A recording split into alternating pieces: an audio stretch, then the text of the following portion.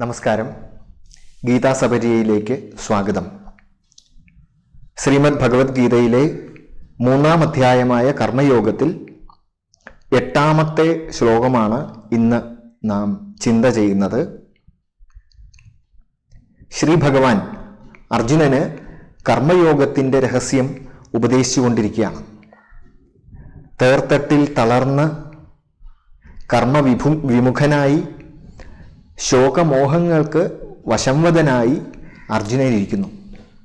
ഈ അർജുനൻ്റെ മനസ്സിൻ്റെ മോഹം അതായത് വിവേകമില്ലായ്മ, തൻ്റെ കർത്തവ്യം, താൻ ചെയ്യേണ്ടതായ ധർമ്മത്തെ അധർമ്മമായി വിചാരിക്കുന്നു. താൻ ചെയ്യേണ്ട യുദ്ധത്തെ താൻ ചെയ്യരുതാത്തതാണ് എന്ന് വിചാരിക്കുന്നു. അതേപോലെ യുദ്ധത്തിൽ നിന്ന് പിന്മാറുക എന്നുള്ളത് ചെയ്യരുതാത്തതാണ്, പക്ഷെ അതിനെ ചെയ്യേണ്ടതാണ്, അങ്ങനെയാണ് ഞാൻ ചെയ്യേണ്ടത് എന്ന് തോന്നുന്നു. ഇത് നമ്മുടെയൊക്കെ ജീവിതത്തിലുള്ളതാണ് ഈ ഒരു കൺഫ്യൂഷൻ. അതായത് യഥാർത്ഥത്തിൽ ഇപ്പൊ ട്രാഫിക് നിയമങ്ങൾ പാലിക്കേണ്ടതാണ്, പക്ഷേ നമുക്ക് തോന്നുന്നു ഞാനിപ്പോൾ ഒരു തവണ പാലിക്കാതിരുന്നാൽ എന്താ കുഴപ്പം എന്ന് നമുക്ക് തോന്നുന്നു. അതാണ് അവിവേകം എന്ന് പറയുന്നത്. തിരിച്ചറിവില്ലായ്മ.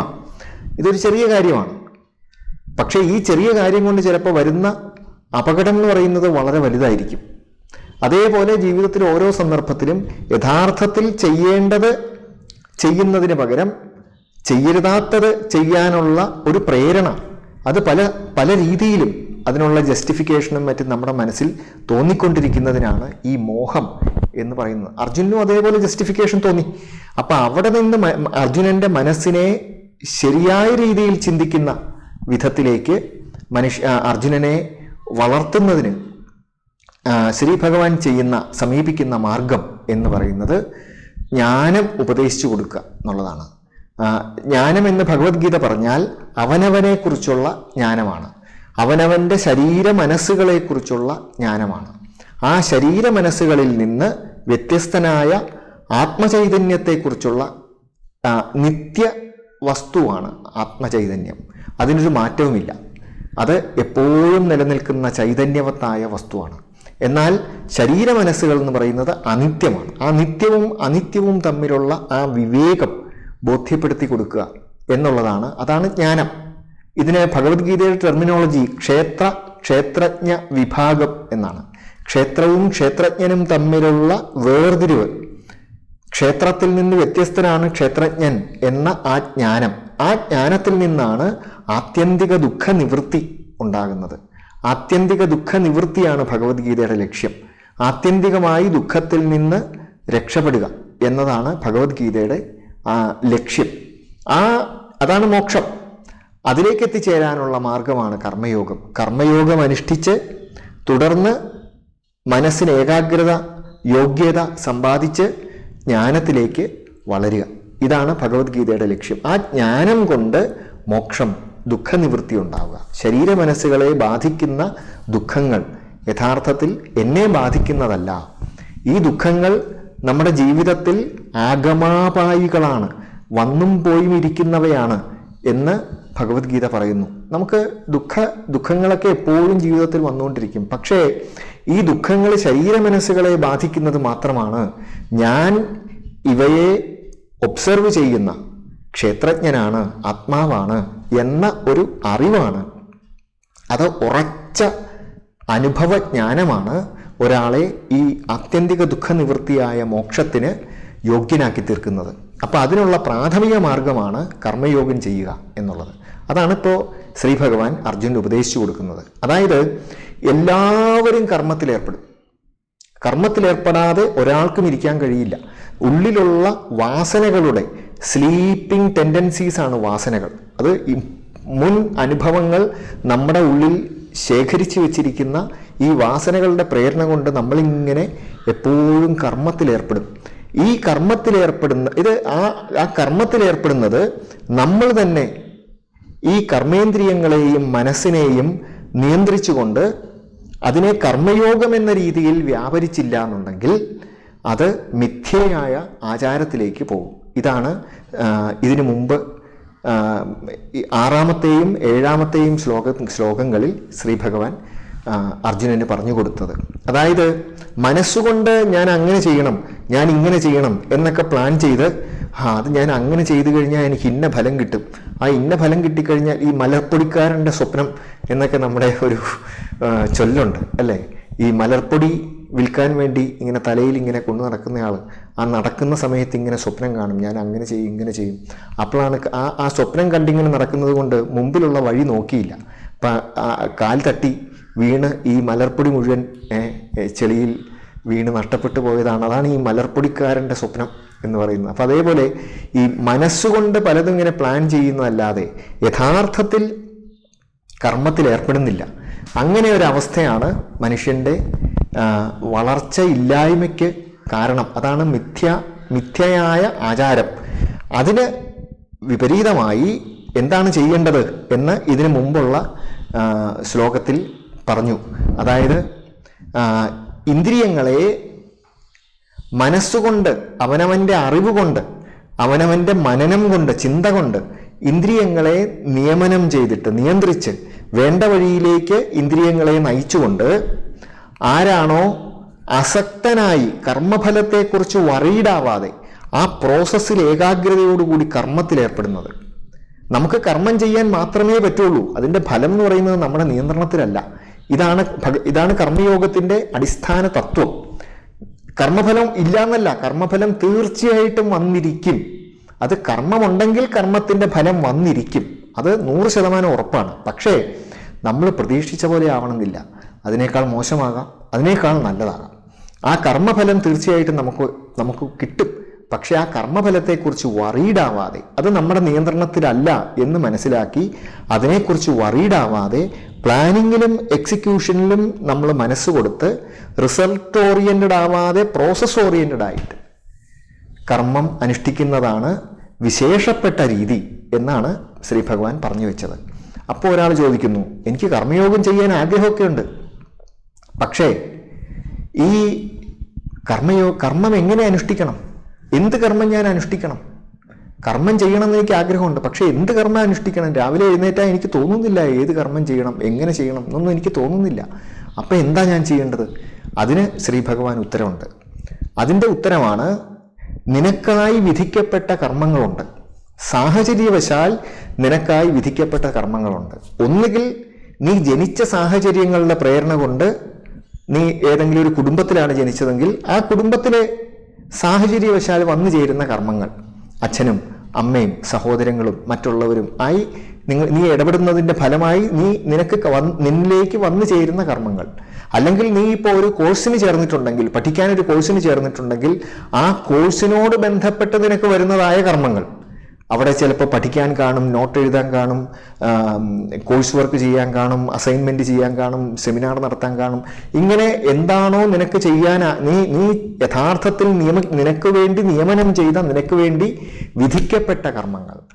അത് ഇനി ഇതിനേക്കാൾ കൂടുതൽ ആധ്യാത്മിക തലത്തിൽ പ്രസക്തമായ വിഷയം, വൈദികമായി നിനക്ക് വേണ്ടി വിധിക്കപ്പെട്ട, വേദങ്ങൾ നിനക്ക് വേണ്ടി വിധിച്ച, അഥവാ ഭഗവത്ഗീത പോലെയുള്ള ടെക്സ്റ്റുകൾ നിനക്ക് വേണ്ടി വിധിച്ച കർമ്മം നീ ചെയ്യുക. അല്ലെങ്കിൽ നിനക്കൊരു ആധ്യാത്മിക ഗുരു ഉണ്ടെങ്കിൽ, നീ യോഗ പഠിക്കുന്നുണ്ട്, അവിടെ ആ യോഗ ഗുരു നിന്നെ പഠിപ്പിക്കുന്നു. അല്ലെങ്കിൽ നീ ധ്യാനം പഠിക്കുന്നുണ്ട്, ആ ധ്യാന ഗുരു നിന്നെ പഠിപ്പിക്കുന്നു. ആ എന്താണോ നമ്മളെ പഠിപ്പിക്കുന്നത്, അഥവാ നമ്മളോട് ആവശ്യപ്പെടുന്നത്, ആ കർമ്മം നമ്മൾ ചെയ്യുക. ആ കർമ്മം, ആ നമുക്ക് നിയതമായ കർമ്മം നമ്മൾ ചെയ്യുമ്പോൾ, നമ്മളൊന്ന് ചുറ്റുപാട് നോക്കിയാൽ മതി, നമുക്ക് നിയതമായ കർമ്മം ഏതാണെന്ന് നമുക്കറിയാൻ പറ്റും. ആ കർമ്മം നമ്മൾ എത്ര മോശപ്പെട്ടതായാലും, അതിന് മറ്റൊരു ശ്ലോകത്തിൽ പറയും, എത്ര മോശപ്പെട്ടതായാലും അത് നീ ചെയ്യുക. ഏതെങ്കിലും കർമ്മം ചെയ്താലേ നമുക്ക് വികാസമുള്ളൂ. ഇതാണ് ഭഗവത്ഗീത പറഞ്ഞു വെക്കുന്നത്. അപ്പൊ എങ്ങനെയാണ് ഞാൻ എൻ്റെ കർമ്മത്തെ അറിയുക? ഞാൻ ഏത് സാഹചര്യത്തിലാണോ ആ സാഹചര്യത്തിനനുസരിച്ച് എനിക്ക് വിധിക്കപ്പെട്ട കർമ്മത്തെ ഞാൻ അറിയുന്നു. അതാണ് നിയതം കുരു കർമ്മത്വം കർമ്മ ജ്യായോ ഹ്യകർമ്മണ ശരീരയാത്രാപി ച തേ ന പ്രസിദ്ധേത കർമ്മണ.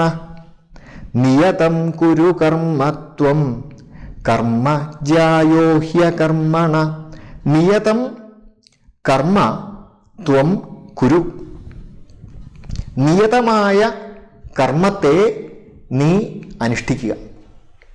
നിയതമായ കർമ്മം എന്ന് പറഞ്ഞാൽ നിനക്ക് വേണ്ടി വിധിക്കപ്പെട്ട കർമ്മം. ആ വിധി എവിടുന്ന് വരുന്നു എന്നുള്ളത് ആ വ്യക്തിയെ അനുസരിച്ചിരിക്കും, നമ്മൾ ഏത് സാഹചര്യത്തിലാണെന്നുള്ളതനുസരിച്ചിരിക്കും. ജനറലായി പറഞ്ഞാൽ 3 വിധത്തിലാണ് നമുക്ക് ആ വിധി വരിക. അതായത് ശ്രൗതം, സ്മാർത്തം, ലൗകികം. ലൗകിക കർമ്മങ്ങൾ എന്ന് പറഞ്ഞാൽ നമുക്ക് ജീവിക്കാൻ ആവശ്യമായ ഭക്ഷണം കഴിക്കുക, ഉറങ്ങാൻ വേണ്ടി നമ്മുടെ ബെഡ് ഒരുക്കുക, അങ്ങനെയൊക്കെ നമ്മൾ വിശ്രമിക്കാൻ വേണ്ടി നമുക്ക് ഒരു സുരക്ഷിതമായ ഒരു സ്ഥലം വേണം. അങ്ങനെയൊക്കെ അതിനുവേണ്ടി നമ്മൾ ചെയ്യുന്ന, നമ്മുടെ ശരീരത്തെ നിലനിർത്താൻ വേണ്ടി, ജീവൻ നിലനിർത്താൻ വേണ്ടി നമ്മൾ ചെയ്യുന്ന ലൗകിക കർമ്മങ്ങൾ, ഇതാണ് ഒരു ഭാഗത്ത്. പിന്നെ സ്മാർത്ത കർമ്മങ്ങൾ. ഞാൻ ആരാണ്? ഞാനൊരു അധ്യാപകനാണ് എന്നിരിക്കട്ടെ. അധ്യാപകന്റെ ജോലി എന്താണ്? പഠിക്കുക, പഠിപ്പിക്കുക. ഒരു വിദ്യാർത്ഥി അധ്യാപകനും തമ്മിലുള്ള വ്യത്യാസം, വിദ്യാർത്ഥി ഇപ്പോൾ പഠിക്കുന്നു, അധ്യാപകൻ നേരത്തെ പഠിച്ചു എന്നുള്ളതാണ്. നേരത്തെ പഠിക്കുകയും പഠിപ്പിക്കുകയും ചെയ്ത് ആ വിഷയത്തിൽ കൂടുതൽ മനനം ചെയ്ത് നല്ല ആഴത്തിൽ അതിനെ അറിഞ്ഞ വ്യക്തിയാണ് അധ്യാപകൻ. അതേസമയം വിദ്യാർത്ഥി ഇപ്പോൾ പഠിക്കുന്നു, അതേ ഉള്ളൂ വ്യത്യാസം. അപ്പോൾ ഒരു അധ്യാപകനാണെങ്കിൽ ആ അധ്യാപകൻ പഠിച്ച് പഠിപ്പിക്കുക. അതേസമയം ഒരു സോൾജിയർ ആണെങ്കിൽ എന്താണ് സോൾജിയറുടെ കർത്തവ്യം? യുദ്ധം ചെയ്യുക. അല്ലെങ്കിൽ ഒരു രാഷ്ട്രീയ രംഗത്ത് പ്രവർത്തിക്കുന്നയാളാണെങ്കിൽ ധർമ്മം സംരക്ഷിക്കാൻ വേണ്ടി നിരന്തരം പ്രവർത്തിച്ചുകൊണ്ടിരിക്കുക. അത് എല്ലാ മേഖലയിലും, വ്യക്തിപരമായും കുടുംബങ്ങളിലും സമൂഹത്തിലും ഭരണ വ്യവസ്ഥയിലും ഒക്കെ ധർമ്മം നിലനിർത്താൻ വേണ്ടി നിരന്തരം വർക്ക് ചെയ്യുക എന്നുള്ളതാണ് ഒരു രാഷ്ട്രീയ പ്രവർത്തകൻ്റെ അതാണ് സ്മാർത്ത കർമ്മം എന്ന് പറയുന്നത്. നമ്മൾ ഏത് ഇപ്പോൾ ഉദാഹരണത്തിന് ഒരാൾ ബിസിനസ്സുകാരനാണ്, ഒരാൾ കൃഷിക്കാരനാണ്. ആ ആളുടെ ജോലി എന്താണ്? നിരന്തരമായി ബിസിനസ് ചെയ്തുകൊണ്ടിരിക്കുക, അല്ലെങ്കിൽ കൃഷി ചെയ്തുകൊണ്ടിരിക്കുക. ഇതാണ് ആ ആളുടെ കർത്തവ്യം, നിയതമായ സ്മാർത്ത കർമ്മം. ഇനി അല്ലെങ്കിൽ ഞാൻ സ്കിൽഡ് ആയിട്ടുള്ള ഒരാളല്ല, എന്നാൽ എനിക്ക് മറ്റുള്ളവരെയൊക്കെ സഹായിക്കാൻ തയ്യാറാണ്. ശരി, അപ്പം ഞാൻ ചിലപ്പോൾ അധ്യാപകൻ്റെ ഒരു ഹെൽപ്പറായിട്ട് നിൽക്കും, അല്ലെങ്കിൽ ഞാൻ ഒരു രാഷ്ട്രീയ പ്രവർത്തകൻ്റെ അല്ലെങ്കിൽ ഒരു സോൾജിയറുടെ ഹെൽപ്പറായിട്ട് നിൽക്കും. എനിക്ക് വെടിവെക്കാനൊന്നും അറിയില്ല, പക്ഷേ തോക്കെടുത്ത് കൊടുക്കാനും തോക്ക് ഇവിടുന്ന് അങ്ങോട്ട് കൊണ്ടുപോകാനും ഒക്കെ എനിക്ക് ഹെൽപ്പ് ചെയ്യാൻ പറ്റും. മനസ്സിലായില്ലേ? ഇതും ഒരു സ്മാർത്ത കർമ്മമാണ്. അപ്പോൾ സ്മാർത്ത കർമ്മം എന്ന് പറയുന്നത് നമ്മൾ ഏത് മേഖലയിലാണോ നിൽക്കുന്നത് ആ മേഖലയിൽ നമ്മൾ ചെയ്യുന്ന പ്രവർത്തനമാണ്. അധ്യാപകനാണെങ്കിൽ അങ്ങനെ, ഒരു കലാകാരനാണെങ്കിൽ അങ്ങനെ അവനവൻ ചെയ്യുന്ന മേഖല. അപ്പോൾ ലൗകിക കർമ്മങ്ങളും സ്മാർത്ത കർമ്മങ്ങളും. പിന്നെ ശ്രൗത കർമ്മങ്ങളുണ്ട്, അതായത് ആധ്യാത്മികമായ വളർച്ചയ്ക്ക് വേണ്ടി. ഞാനിപ്പോൾ ഒരു അധ്യാപകനാണെങ്കിൽ എൻ്റെ അധ്യാപനം എന്ന ക്രിയ എനിക്ക് സന്തോഷത്തോടുകൂടി, സമാധാനത്തോടുകൂടി, ഏറ്റവും നല്ല രീതിയിൽ പ്രവർത്തിക്കാം. അല്ലെങ്കിൽ വളരെ വളരെ അജിറ്റേറ്റഡ് ആയിട്ടുള്ള മനസ്സോടുകൂടി കുറേ ഇൻഫർമേഷനൊക്കെ അവിടുന്ന് ഇവിടുന്ന് കളക്ട് ചെയ്ത് ഒരു മോശം അധ്യാപകനായിട്ട് എനിക്ക് പ്രവർത്തിക്കാം. അപ്പോൾ ഇത് ചീത്ത അധ്യാപകൻ ഒരു നല്ല അധ്യാപകനായി മാറുന്നത് ഈ ശ്രൗത കർമ്മങ്ങളുടെ ഫലമായിട്ടാണ്. അതാണ് ആധ്യാത്മികമായ ഒരാളുടെ വളർച്ച എന്ന് പറയുന്നത്. ഇങ്ങനെ കർമ്മങ്ങളെ പല രീതിയിൽ തിരിച്ചിട്ടുണ്ട്. അങ്ങനെ പല രീതിയിലുള്ള നിയമം ഉണ്ട്. ഇപ്പം ഈ ശ്രൗതകർമ്മം എന്ന് പറയുമ്പോൾ ഒന്നുകിൽ ഈശ്വരാരാധന, അല്ലെങ്കിൽ പ്രാണായാമം പോലെയുള്ള ക്രിയകൾ, ഇങ്ങനെയുള്ള, അല്ലെങ്കിൽ ദാനം, ഇങ്ങനെയൊക്കെയുള്ള പലതരത്തിലുള്ള കർമ്മങ്ങളാണ് ഈ ശ്രൗതകർമ്മങ്ങൾ എന്ന വിഭാഗത്തിൽ വരുന്നത്. അപ്പം ശ്രൗതവും സ്മാർത്തവും ലൗകികവുമായ കർമ്മങ്ങൾ നമുക്ക് വിധി വരും. ആ വിധി നമ്മുടെ സാഹചര്യത്തിനനുസരിച്ച് എങ്ങനെയാണ് നമ്മളിലേക്ക് വന്നിരിക്കുന്നത് എന്ന് മനസ്സിലാക്കി, അതാണ് നിയതം കർമ്മ, നിയതമായ കർമ്മം, എനിക്ക് വേണ്ടി വിധിക്കപ്പെട്ടിട്ടുള്ള കർമ്മം. അത് ഞാൻ ജനിച്ച സാഹചര്യത്തിനനുസരിച്ച്, ഞാൻ ജനിച്ച ആ കുടുംബം, അല്ലെങ്കിൽ ഞാൻ ജനിച്ച സാഹചര്യം, അതേപോലെ ഞാൻ ജീവിക്കുന്ന പ്രദേശം, ഞാൻ ഏത് രാജ്യത്ത് ജീവിക്കുന്നു, അങ്ങനെ അതിനൊക്കെ അനുസരിച്ചാണ് ആ കർമ്മത്തെ നിശ്ചയിക്കുക. ആ കർമ്മത്തെ ഞാൻ കർമ്മയോഗമായി, നേരത്തെ പറഞ്ഞതുപോലെ അസക്തനായി, കർമ്മഫലത്തെക്കുറിച്ച് ഞാൻ വറീഡാവാതെ ഇത് എൻ്റെ കർത്തവ്യമാണ്, അങ്ങനെ എൻ്റെ പ്ലാനിങ്ങിലും എക്സിക്യൂഷനിലും മനസ്സ് വെച്ചുകൊണ്ട് കർത്തവ്യം എന്ന രീതിയിൽ അതാണ് നിയതം കുരു കർമ്മത്വം. അങ്ങനെ കർമ്മം ചെയ്യുന്നതാണ് കർമ്മം ചെയ്യാതിരിക്കുന്നതിനേക്കാൾ ശ്രേയസ്കരം. കാരണം കർമ്മം ചെയ്യാതിരിക്കുക എന്ന് പറയുന്നത് നല്ല സുഖമാണ്. പക്ഷേ അതുകൊണ്ട് നമുക്ക് ഒരു വിധത്തിലുള്ള ശ്രേയസ്സും ഉണ്ടാവില്ല. ശ്രേയസ് എന്ന് പറയുന്നത് മനസ്സിൻ്റെ ആത്യന്തിക ദുഃഖ നിവൃത്തിയാണ്, ആത്യന്തിക സുഖമാണ് ശ്രേയസ് എന്ന് പറയുന്നത്. മനസ്സിൻ്റെ സുഖം. ആ മനസ്സിൻ്റെ സുഖം ഇപ്പോൾ നമുക്ക് കുറേ അധികം കാര്യങ്ങൾ ചെയ്യാനുണ്ട് എന്നിരിക്കട്ടെ, ഇത് നമ്മൾ ചെയ്യാതിരുന്നാൽ നമുക്ക് ഒരിക്കലും മനസ്സിന് സുഖം കിട്ടില്ല. അതേസമയം നമ്മൾ കർമ്മം ചെയ്ത് തീർത്താൽ, അവനവൻ്റെ കർത്തവ്യങ്ങൾ ചെയ്ത് തീർത്താൽ, അല്ലെങ്കിൽ ഒരു പരിധിവരെയെങ്കിലും നമ്മൾ ചെയ്തു കഴിഞ്ഞാൽ നമ്മുടെ മനസ്സിലൊരു സമാധാനം, ഭാവു ഞാൻ ഇത്രയും തീർത്തല്ലോ എന്ന്. അപ്പോൾ അതാണ് ആ മനസ്സിൻ്റെ ആ ഒരു സമാധാനം, അതാണ് ശ്രേയസ് എന്ന് പറയുന്നത്. മനസ്സിനുണ്ടാകുന്ന ശാന്തി, സന്തോഷം, ഇതെപ്പോഴാണ് ഉണ്ടാകുന്നത്? കർമ്മത്തിലൂടെ ഉണ്ടാവുള്ളൂ. കർമ്മ ജായഹ, കർമ്മം ഈ അകർമ്മത്തേക്കാൾ ശ്രേയസ്കരമാണ്. അകർമ്മണഃ, അകർമ്മത്തേക്കാൾ ജായഹ, ശ്രേയസ്കരമാണ് കർമ്മം എന്ന് പറയുന്നത്. ഹി ജായഹ ഹി അകർമ്മണ എന്നാണ് ഇവിടുത്തെ വരി, ഈ ശ്ലോകത്തിൻ്റെ വരി. അവിടെ ഹി എന്നുള്ളത് കൊണ്ട്, എന്തുകൊണ്ടെന്നാൽ നിയതമായ കർമ്മം ചെയ്യണം. എന്തുകൊണ്ടെന്നാൽ ഹി കർമ്മ അകർമ്മണഃ ജായഹ, ഈ കർമ്മം ചെയ്യുക എന്നത് അകർമ്മത്തേക്കാൾ ശ്രേഷ്ഠമാകുന്നു, ശ്രേയസ്കരമാകുന്നു. ആ ആധ്യാത്മികമായ വികാസമുണ്ടാക്കാൻ, മനസ്സിന് ഏകാഗ്രതയുണ്ടാക്കാൻ കർമ്മത്തിൽ ഏർപ്പെടുക എന്നുള്ളതാണ് വേണ്ടത് എന്നാണ് ഇതുകൊണ്ട് ഉദ്ദേശിക്കുന്നത്. അകർമ്മത്തേക്കാൾ, കർമ്മം ചെയ്യാതിരിക്കുന്നതിനേക്കാൾ കർമ്മം ശ്രേയസ്കരമാണ്. എനിക്ക് ശ്രേയസ്സൊന്നും വേണ്ട എന്നൊരാൾ പറയുകയാണെങ്കിൽ, അതാണ് ശ്രീ ഭഗവാൻ അടുത്ത വരിയിൽ പറയുന്നത്, ശരീരയാത്ര അപി ച തേ ന പ്രസിദ്ധേത് അകർമ്മണഃ. അകർമ്മണഃ, കർമ്മം ചെയ്യാതിരുന്നാൽ, ശരീരയാത്ര അപി, ശരീരയാത്ര പോലും, തേ ന പ്രസിദ്ധേത്, നിനക്ക് സാധിക്കുകയില്ല. ശരീരയാത്ര എന്ന് പറഞ്ഞാൽ മനോഹരമായ ഭഗവത്ഗീതയുടെ പ്രയോഗങ്ങളിലൊന്നാണ്. ശരീരത്തിൽ ഇരുന്നു കൊണ്ട് ഈ ജീവന്റെ സഞ്ചാരം, അതാണ് ഇവിടെ ആ ശരീരയാത്ര എന്നുള്ള പ്രയോഗത്തിൽ തന്നെ ഈ ശരീരമനസ്സുകളും ഈ ജീവനും രണ്ടാണ് എന്ന ഒരു തത്വം അടങ്ങിയിട്ടുണ്ട്. നമ്മളൊരു കാറിലൊക്കെ ഇരുന്ന് ഇങ്ങനെ സഞ്ചരിക്കുന്ന പോലെ, കാറും നമ്മളും ഒന്നാണെന്ന് നമ്മൾ വിചാരിക്കില്ലല്ലോ. തൽക്കാലം സഞ്ചരിക്കാൻ വേണ്ടി ഉപയോഗിക്കുന്ന ഒന്നാണ് കാറ്. സഞ്ചാരം കഴിഞ്ഞാൽ നമ്മളത് പൂട്ടി നമ്മുടെ വഴിക്ക് പോകും. അതേപോലെയാണ് ഈ ജീവനും. ഇപ്പോൾ സഞ്ചരിക്കുന്നു. ഈ സഞ്ചാരം ഏത് വഴിയിലൂടെയാണ്? ഇപ്പം നമ്മൾ കാറിൽ പോയിട്ട് യഥാർത്ഥത്തിൽ നമ്മുടെ ലക്ഷ്യസ്ഥലത്ത് എത്താം, ഇല്ലെങ്കിൽ വഴിതെറ്റി ഏതോ ഒരു സ്ഥലത്ത് പോയി എൻഡ് ചെയ്യാം, അല്ലേ? ഇതൊക്കെ സംഭവിക്കാം. ഇതൊക്കെ തന്നെ ഈ ശരീരയാത്രയിലും സംഭവിക്കാം. അതുകൊണ്ട് ശരീരയാത്ര എന്നുള്ള ആ വാക്ക് തന്നെ ഒരു വല്ലാത്ത ഒരു ഫിലോസോഫിക്കലായിട്ടുള്ള അർത്ഥതലങ്ങളുള്ള ഒരു വാക്കാണ്. അങ്ങനെ ആ ശരീരത്തിൽ ഇരുന്നു കൊണ്ട് ഈ ജീവൻ സഞ്ചരിക്കുകയാണ്. അതിന് ജീവിതം എന്ന് പറഞ്ഞാൽ മതി. പക്ഷെ ആ ജീവിതത്തെ ശരീരയാത്ര എന്ന് പറയുമ്പോഴേക്കും അതിനുണ്ടാകുന്ന അർത്ഥതലങ്ങളാണ് ഞാനിവിടെ പറഞ്ഞത്. ആ ജീവിതം തന്നെ ഒരാൾക്ക് ജീവിച്ചിരിക്കാൻ തന്നെ സാധിക്കില്ല. അകർമ്മണഃ, അകർമ്മം കൊണ്ട്, കർമ്മം ചെയ്യാതെ അയാൾക്ക് ജീവിച്ചിരിക്കാൻ തന്നെ സാധിക്കില്ല. ഞാൻ നേരത്തെ പറഞ്ഞ ഈ ലൗകിക കർമ്മങ്ങളും സ്മാർത്ഥകർമ്മങ്ങളും ശ്രൗതകർമ്മങ്ങളും ഒന്നും ചെയ്യാതെ ഒരാൾക്ക് ജീവിച്ചിരിക്കാൻ തന്നെ സാധിക്കില്ല. വേണ്ട പോലെ ജീവിച്ചിരിക്കാൻ തന്നെ സാധിക്കില്ല. ലൗകിക കർമ്മങ്ങൾ ചെയ്തില്ലെങ്കിൽ മരിച്ചു തന്നെ പോകും. ഇനി എങ്ങനെയെങ്കിലുമൊക്കെ ജീവിച്ചിരിക്കുകയാണ് എന്നുണ്ടെങ്കിൽ മനസ്സിന് സന്തോഷം ഉണ്ടാവാതെ അത് ശരീരത്തിനും മനസ്സിനും രോഗാവസ്ഥകൾ സൃഷ്ടിച്ചുകൊണ്ടിരിക്കും.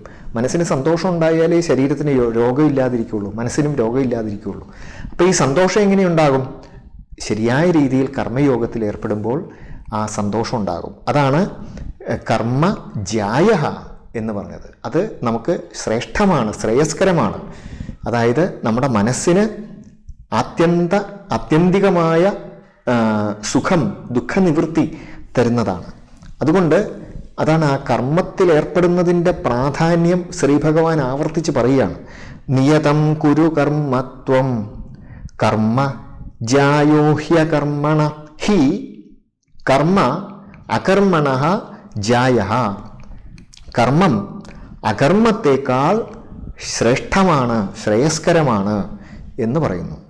മാത്രമല്ല ശരീരയാത്രാപിചതേ, ശരീരയാത്ര അപിച തേ, ശരീരയാത്ര പോലും നിനക്ക് ന പ്രസിദ്ധേത്, നിനക്ക് സാധിക്കുകയില്ല അകർമ്മണ, കർമ്മം ചെയ്യാതെ. അല്ലേ? അത് പ്രത്യേകിച്ച് ആർക്കും പറഞ്ഞു കൊടുക്കേണ്ട കാര്യമില്ല.